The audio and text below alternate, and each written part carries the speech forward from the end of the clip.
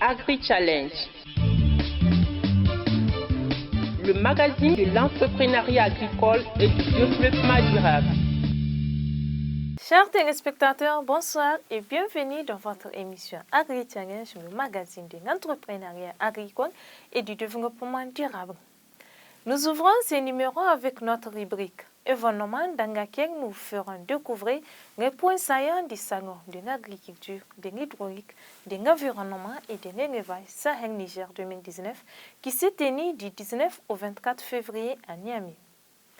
Et dans notre rubrique Noma touchant Arziki ou agriculture, source de richesse, nous vous parlerons du système d'irrigation Hadari ou PNUI en français, mis en place par le Centre africain d'agrobusiness.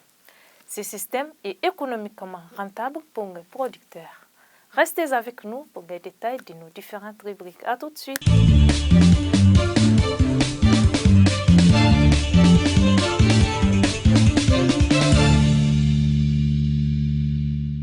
La 5e édition du Salon de l'agriculture, de l'hydraulique, de l'environnement et de l'élevage Sahel Niger a été lancée officiellement le mardi 19 février 2019 à Niamey, capitale du Niger.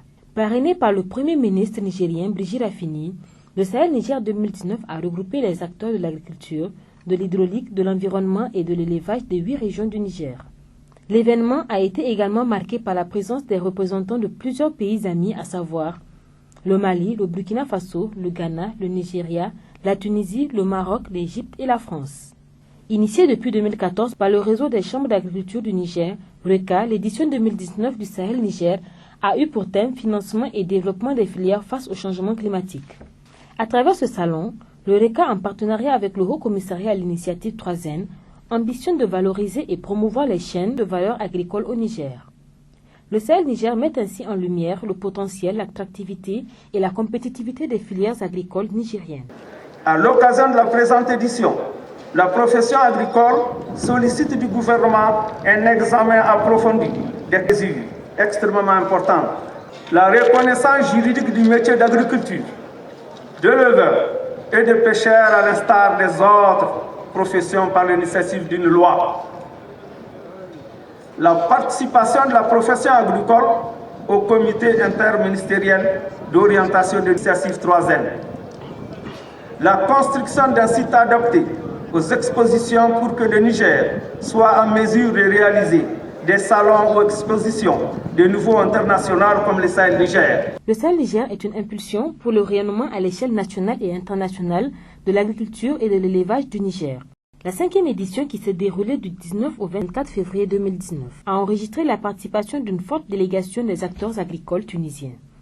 La Tunisie, invitée d'honneur du Sahel 2019, a partagé son expérience en matière de développement agricole. Cette présence cette année de la Tunisie dans ce salon, dans cet événement si important pour le Niger, prouve la profondeur des relations qui unissent le Niger à la Tunisie, sont des relations historiques. La participation toujours croissante des acteurs nationaux et étrangers est la parfaite illustration de la mobilisation qui draine désormais le Sahel Niger. Le Sahel Niger représente donc une opportunité réelle qui témoigne de la volonté de partager avec l'ensemble des participants les expériences mutuelles et les innovations nécessaires en vue de la transformation et de la modernisation des outils de production pour une impulsion effective de la transformation du monde rural. Selon le RECA, le Niger dispose de 15 millions d'hectares de terres cultivables, dont 8 millions sont actuellement exploités sous pluie et un potentiel en terres irrigables de plus de 10 millions d'hectares. La valorisation de ce potentiel est un important vecteur de développement économique à travers l'amélioration des conditions de vie des producteurs et des professionnels du secteur agricole. Au cours de ce salon, le Premier ministre Brigitte Raffini a visité les différents stands du Sahel Niger 2019 et s'est réjoui de la qualité des produits agricoles présentés. Agri-Challenge. Pour partager les expériences de la Tunisie, reconnue dans l'organisation de grands événements, une journée a été spécialement dédiée à la Tunisie, pays d'honneur du Sahel Niger 2019. À cette occasion, le ministre de l'Agriculture du Niger et son homologue de la Tunisie ont inauguré à Niamey l'entrepôt des produits tunisiens. Donc on est là avec mon collègue et ami pour justement perpétuer cette tradition, cette relation, cette coopération entre la Tunisie et le Niger. C'est un intérêt pour notre gouvernement qui se tourne carrément vers l'Afrique, vers la source. Et je pense qu'il n'y a pas mieux que le Niger pour justement démontrer cet intérêt pour l'Afrique. Vous avez vu par exemple nos régions arides comme les régions d'Agadez, nous inondent ici avec des fruits, des légumes.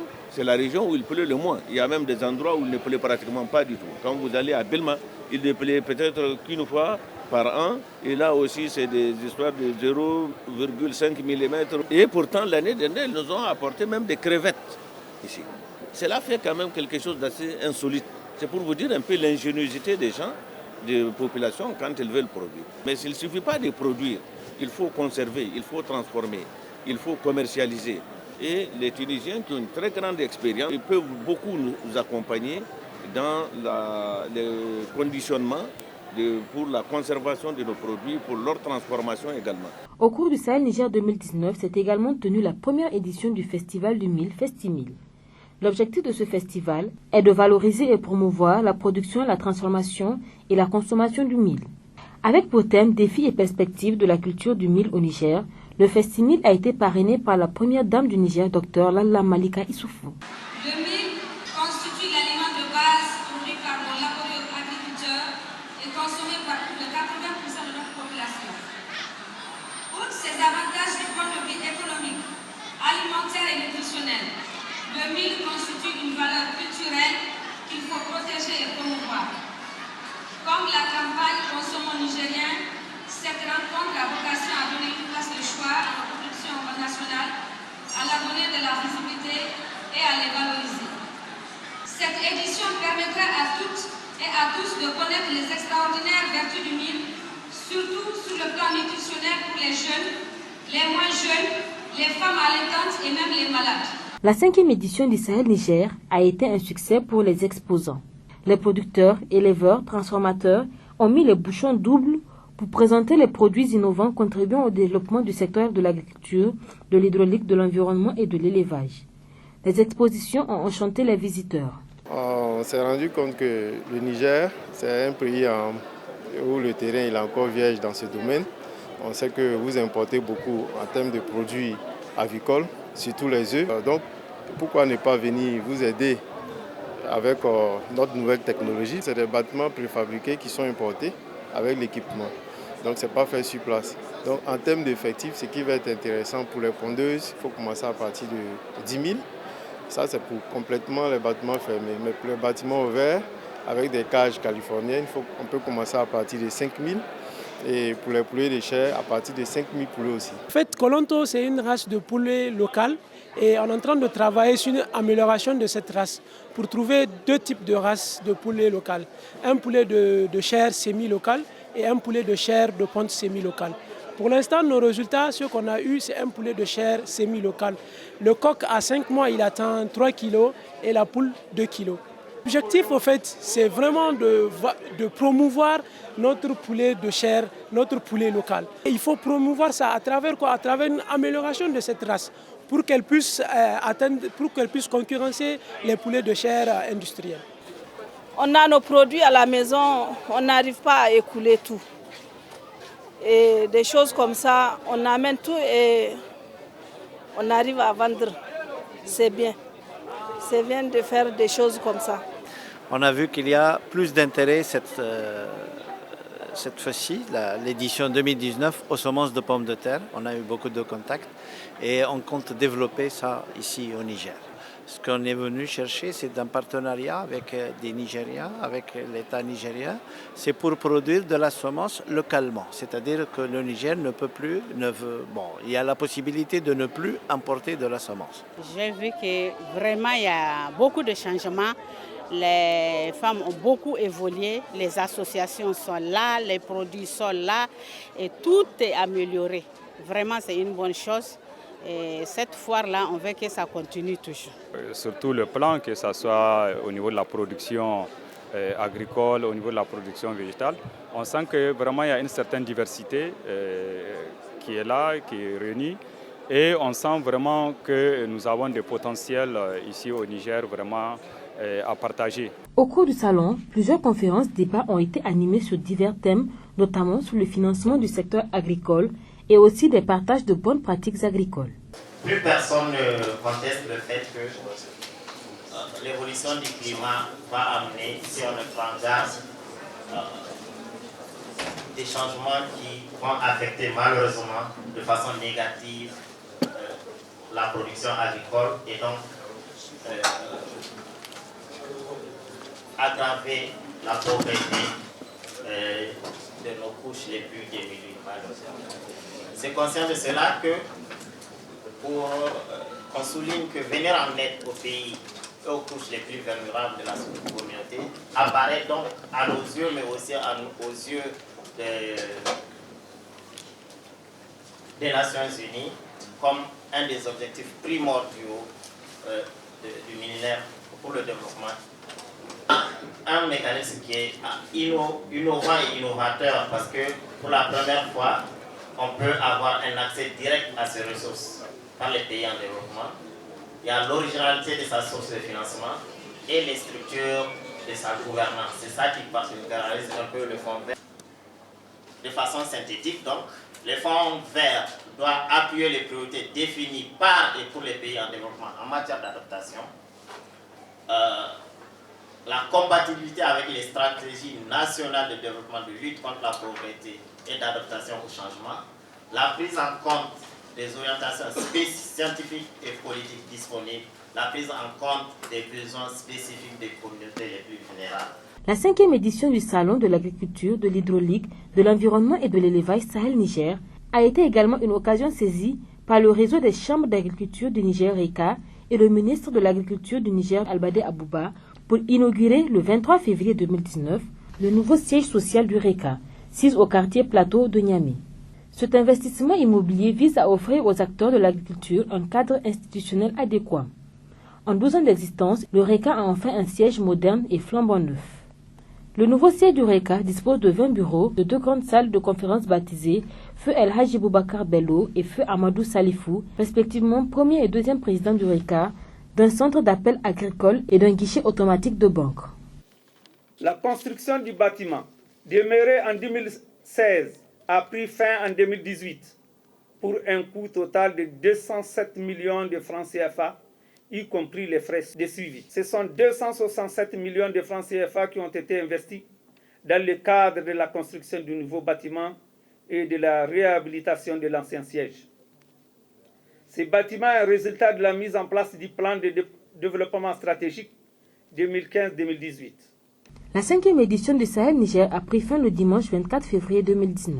L'événement a été marqué par la remise de plusieurs prix aux producteurs, transformateurs et éleveurs qui ont exposé les produits les plus innovants contribuant à la sécurité alimentaire. Le Sahel-Niger 2019 s'est illustré par une bonne amélioration de son organisation à travers une contribution très remarquée de la recherche agronomique, une plus grande participation de la jeunesse ainsi qu'une meilleure visibilité de la représentation des régions du Niger et des pays amis. Le déroulement du Sahel-Niger a été particulièrement marqué cette année par des expositions de produits agro-silvopastoraux et halieutiques qui nous ont fortement émerveillés par leur variété et leur plus grande qualité.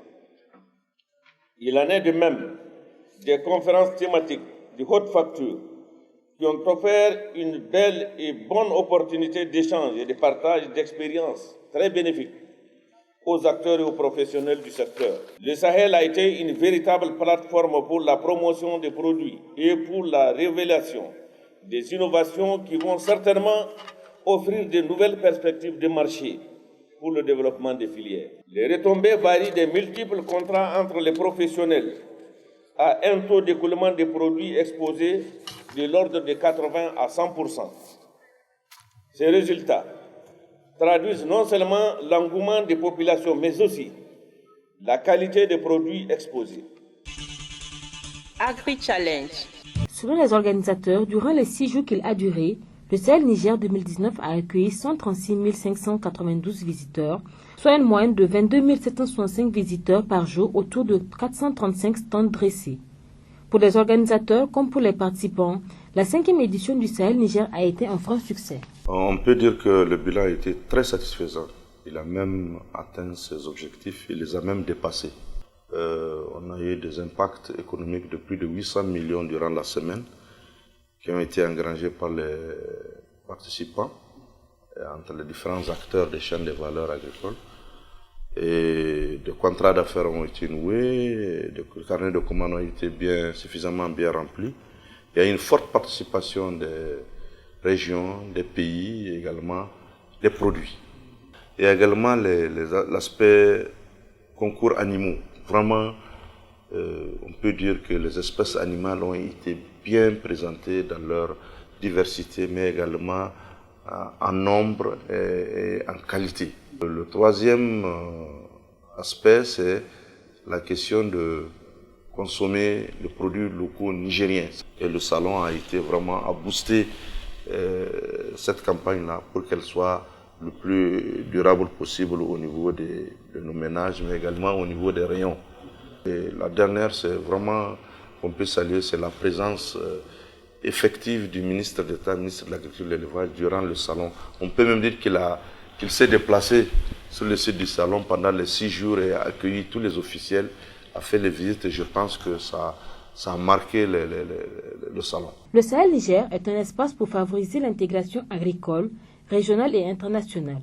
La 5e édition a été un lieu d'exposition et de vente des produits agricoles, un cadre de rencontre d'affaires entre les professionnels du secteur agro-silvopastoral et halieutique, des ateliers de présentation des technologies et des innovations, des conférences thématiques, des concours des produits agricoles et des animaux, et l'écotourisme ont tenu en haleine tous les participants pendant toute la semaine qu'a duré le salon. La qualité et l'originalité ont ainsi été au rendez-vous de la 5e édition du Salon de l'agriculture, de l'hydraulique, de l'environnement et de l'élevage. Agri-Challenge.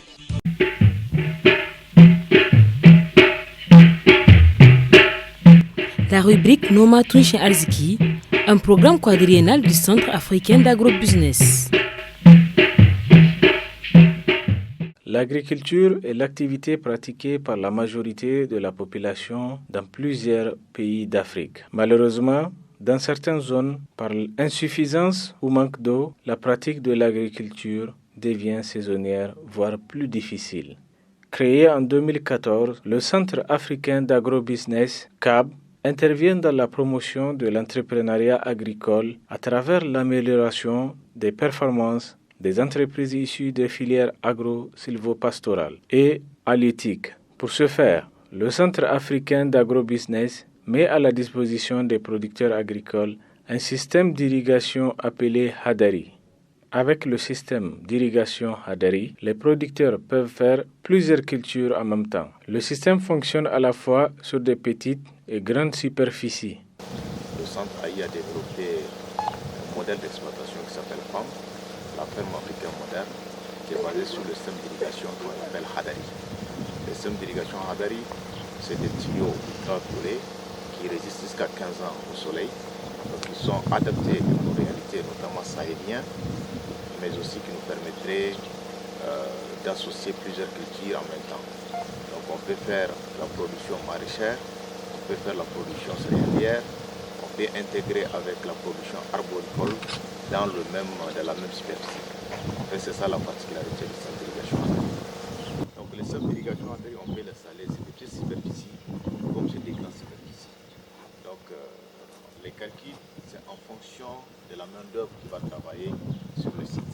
Si c'est un site d'un hectare, il y a 2 ouvriers permanents qui travaillent avec un technicien.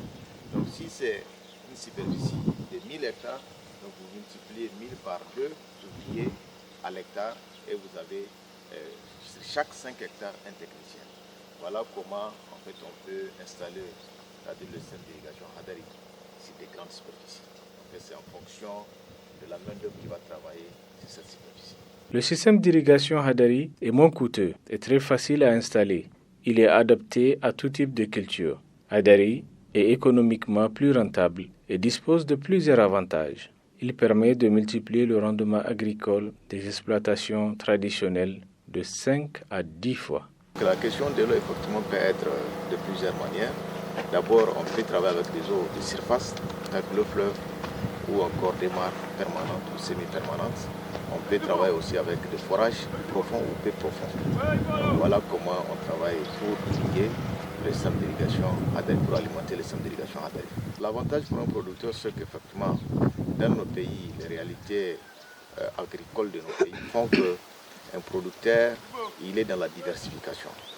C'est-à-dire, dans la même parcelle, il veut faire à la fois du maraîchage, à la fois de l'arboriculture, à la fois de la production de céréales.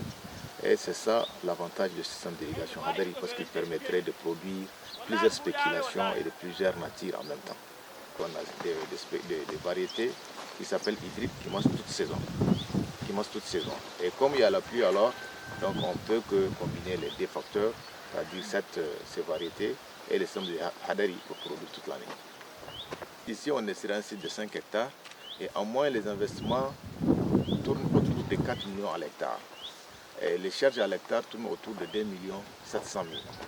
Et quand on fait les recettes, c'est-à-dire les comptes prévisionnels, on se retrouve dès la première campagne autour de 11 millions de recettes. Et donc durant l'année, on peut avoir 22 millions durant des campagnes, parce que les campagnes tournent autour de 6 mois généralement pour cette spéculation qu'on a pu imaginer. Donc pour le cas on a amorti tout ce qui est investissement, on a déjà fait des profits. Nous sommes persuadés que si on essaie de vulgariser ce système partout au Niger, en un rien du temps, en tout cas, dans le délai, on peut atteindre les objectifs fin zéro au Niger d'ici 2021. Pourquoi? Parce que le système d'irrigation Hadari et le modèle PAM, c'est un dispositif minimal réussi et qui permettrait non seulement de produire toute l'année, mais aussi avec vraiment des rendements exorbitants et même très appréciables. Pourquoi ce résultat? C'est parce que dans le dispositif, une des composantes des PAM, c'est-à-dire de la ferme africaine moderne, il y a le personnel. Il y a des ouvriers permanents qui sont sur le site, qui sont vraiment des ouvriers qualifiés, mais aussi un technicien qui est sur le site, qui travaille nuit et jour, en tout cas à partir de 7 heures déjà sont sur le terrain avec les ouvriers. Donc ils suivent de manière très rigoureuse les plans culturels, ce qui fait qu'évidemment on a toujours des résultats. Avant de placer les techniciens, il doit faire un stage, le plus souvent de 3 mois à 6 mois au niveau de notre centre, le centre africain d'agrobusiness, avant de le placer. Les ouvriers, généralement, on prend des gens qui ont des petites bases en matière agricole que le technicien va suivre. Ce qui fait que généralement, donc, il n'y a pas d'ambiguïté, il n'y a pas de problème par rapport à ça, parce que le technicien est là, mais aussi c'est généralement une main-d'œuvre locale, rurale, que nous recrutons, qui sont déjà habilités à faire des activités, en tout cas agricoles. Le Centre africain d'agrobusiness ne se contente pas seulement de fournir le système d'irrigation Hadari, il intervient également dans sa mise en place au sein de l'exploitation agricole. Aussi, dans l'optique de contribuer au développement du secteur agricole, le centre accompagne les entrepreneurs agricoles en termes d'appui conseil. Généralement, quand nous intervenons, on fait une étude socio-économique de la zone d'intervention. Donc, en fonction de cette étude, on met ce qu'on appelle des spéculations magiques. Les spéculations magiques, c'est les spéculations qui rapportent beaucoup d'argent et que la population en a besoin. Par exemple, sur ce site, on est dans le département de Kolo, qui est dans la région de Tillabéri. Donc, cette population, elle est très consommatrice, en plus de céréales, effectivement, des produits de légumes. Les produits qui sont plus consommés sont la tomate, le poivron, le piment et les gombos. C'est pour cela que sur ce site, vous allez trouver de la tomate, vous allez trouver du gombo, vous allez trouver du poivron et vous allez trouver du piment. C'est ces spéculations-là qui permettraient rapidement de rentabiliser les investissements et de faire grand profit au Centre africain d'agrobusiness ou encore en partenariat avec les producteurs. Le Centre africain d'agrobusiness met également des techniciens et ouvriers à la disposition des producteurs qui suivent de près la production agricole. Avec le système Hadari, il arrive à irriguer les plantes sans difficulté. Régulièrement ici pour encadrer les paysans, par exemple les ouvriers qui sont ici, pour lui montrer les itinéraires techniques, comment on fait cultiver, et lui montrer le traitement, pour lui montrer les régularités de notre secteur. Vraiment, les centres agro-business ont des grands avantages pour moi. Parce qu'auparavant, j'ai en train de chômer, j'ai fait 1 an de chômage. Mais avec les centres, ça me fait aider. Nous mettons des gobos, tomates, avec le piment. Parce que le mieux est adopté à notre culture, à notre climat. Chaque matin, quand je viens ici, je commence par irriguer les plantes. Le système d'irrigation Hadari est plus simple, moins fatigant pour nous les ouvriers.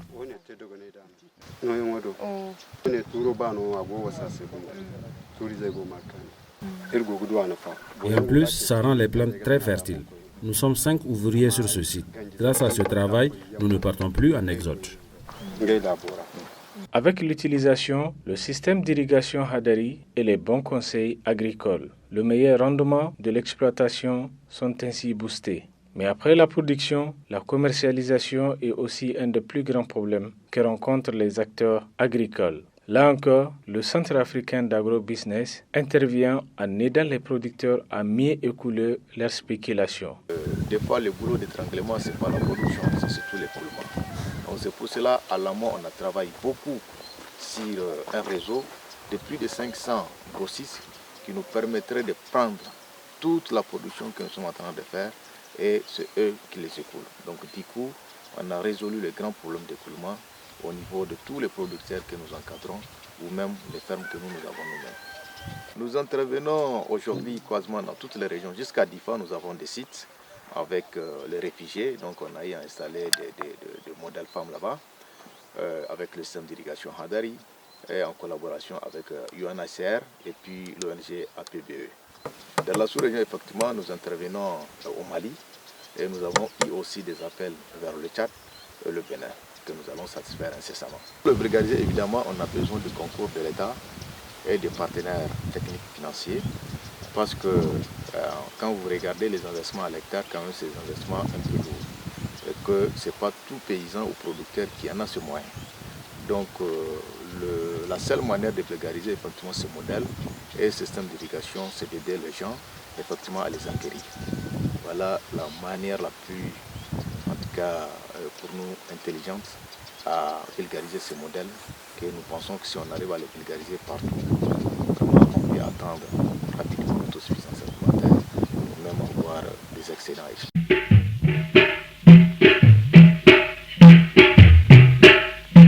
La rubrique Noma Touche Arziki, un programme quadriennal du Centre africain d'agro-business.